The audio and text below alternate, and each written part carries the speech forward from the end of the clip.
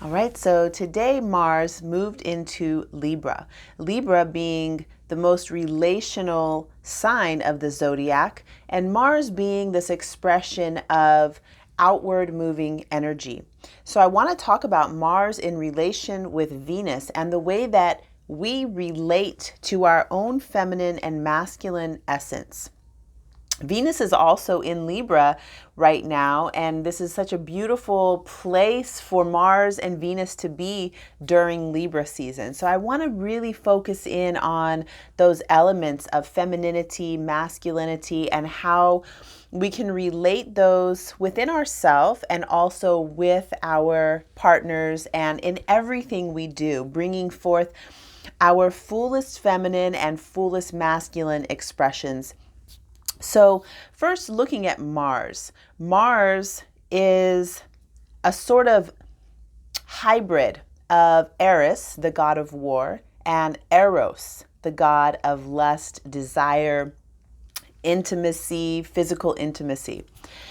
And the way that we have been working with this energy, I feel like mostly has focused on more of the assertive, dominating, taking what we want. And we have attributed these traits mostly to men. Women have these traits just as much as men do, and we are fully invited to embody those just as much as men are. So, with Mars moving into Libra, it's brought up in me this sort of flowering up of what does Mars in Libra really feel like? What does that really represent? And in my body, I see a bulb planted deep within the earth. And that bulb coming up and blooming, asserting itself out into the world as this arrangement of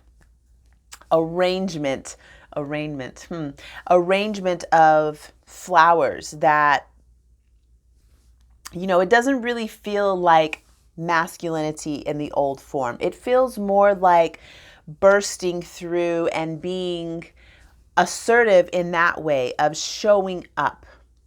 And whatever kind of bulb you are, whatever kind of flowering that is coming forth from you, that is your unique essence of masculinity. Then it's also relating that with the pressure. I was looking at blood pressure and how the systolic, when the heart contracts and the pressure pushes, just the way that bulb pushes those flowers up into reality, into this middle world reality that we're all communicating and inhabiting together, that the heart pushing the blood through the body and giving it that power to go forth. So in the sign of Libra, this is the power to go forth, has this very relational wanting to know about the other. It's very curious in understanding more about its environment and how it can relate better, relate well with those in the environment. So then in that way, Venus would, in this whole blood pressure metaphor, Venus would represent the diastolic pressure, where it's that space between, and it's so after the pressure goes out, the diastolic represents that resting place. Venus really teaches us how to rest, how to sit back and be and being in a receiving mode, just like the vessel's receiving blood coming back into it, and it's that moment of stillness, of pause. So Venus being in Libra right now is also sort of like resting there's still this sense of wanting to relate, and having Venus and Mars together in Libra right now feels very much like when I get into my feminine essence, I feel that sense of being open to receiving. And when I get into the masculine essence, it still feels very much like wanting to be curious about who's around me and how I can better relate with them.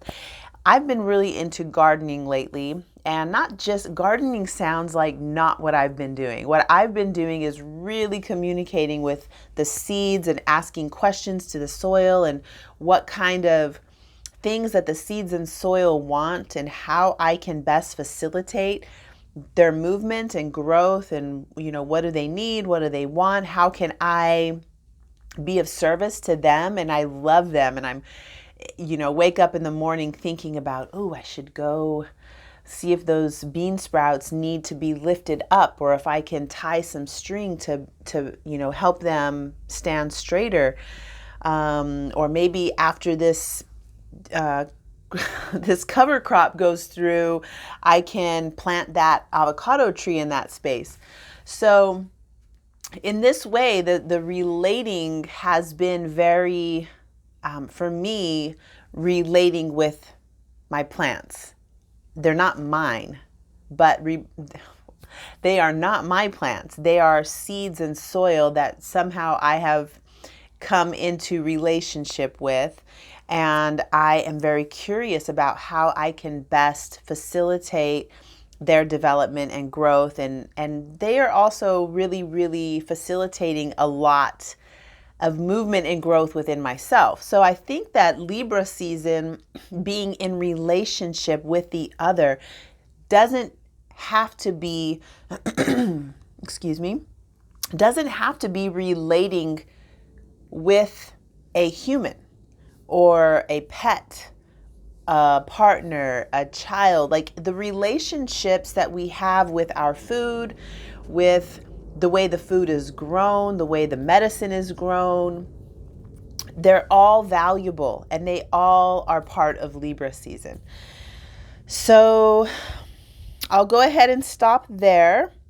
Thank you so much for watching the video, and I look forward to connecting with you soon.